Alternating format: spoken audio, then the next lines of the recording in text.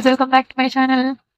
ఈ రోజు నేను ముక్కుపుడక ఎపిసోడ్ చెప్పబోతున్నాను. స్టోరీలో అసలు ఎవరు ఊహించని ఊహకందని ట్విస్టులతో మొదలవుతూ ఉంటుంది.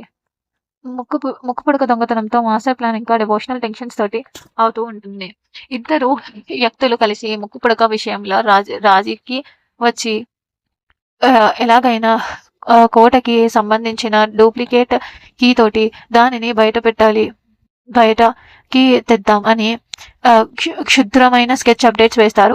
కట్ చేస్తే ప్యారల్ ట్రాకింగ్ లో ప్రసాద్ రావు దేవుని దగ్గర కూర్చొని గట్టిగా బాధలు పడుతూ తను ఏడుస్తూ చూస్తూ, అమ్మవారి విషయంలో నువ్వు క్షమించే మనసు లేని దానివి అయితే ఈ లోకాన్ని ఏం పాలిస్తావు తల్లి అని గట్టిగా అరుస్తూ, దాంతో ఇంట్లో ఉన్న పిల్లలు నాన్న ఇప్పుడు అమ్మవారి మీద గట్టిగా రెచ్చిపోలేదు, ఇప్పుడు ఎందుకు ఇలా మాట్లాడుతున్నావు అని హైపర్ ఎమోషనల్ టెన్షన్స్ పెడతారు. దాని తర్వాత సీన్ మొత్తం highly confidential family separation serial updates గా మారుతుంది. ప్రసాద్ రావు గట్టిగా లగేజ్ సర్దుకొని, నేను నా వేద దగ్గరికి వెళ్ళాలని నిర్ణయం తీసుకున్నాను, నన్ను ఎవరూ ఆపకండి అని చేతులు జోడించి అందరి ముందు ఏడుస్తాడు. మీ నాన్నమ్మ చనిపోయినట్టు నాకు కల వచ్చింది. చావును ముహూర్తానికి ఈ గడవ తన భర్తగా నా స్థానానికి అర్థం ఉండాలి అంటే నేను వెళ్ళాలి అని అరుస్తాడు.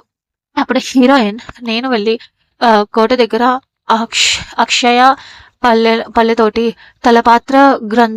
తలపాత గ్రంథాల రహస్యాన్ని ఛేడించి అతని తెస్తా అని అందరి ముందు ధరస్వలో ఫిక్స్ చేస్తుంది. కానీ ఇంట్లో ఉన్న విలన్ గ్యాంగ్ ఏంటి మీరు ఓవర్ యాక్షన్ నాటకాలు అని రెచ్చిపోతారు.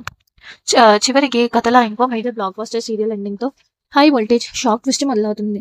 ప్రసాద్ రావు వాళ్ళ గుండె ఆగిపోయినంత బాధతోటి, మీ ముగ్గురు ఇలా ఎవరికి ఏం జరిగినా నేను తట్టుకోలేను, నా పిల్లల క్షేమమే నాకు ముఖ్యం, నేను పౌర్ణమి గడియల వరకు వెయిట్ చేస్తా, మీరు ఎలాగైనా వేదని తీసుకురండి అని ఏడుస్తూ ఆపుతాడు. ఇక ఆ మాట వినగానే అందరూ మాటలు లేకుండా షాకింగ్ ఫేస్ పెట్టి సైలెంట్గా ఉండిపోతారు. ఇంకా మన నెక్స్ట్ ఏం జరగబోతుంది అన్నది నెక్స్ట్ ఎపిసోడ్లో చూద్దాం. అప్పటి వరకు please wait, watch and subscribe. Thank you so much.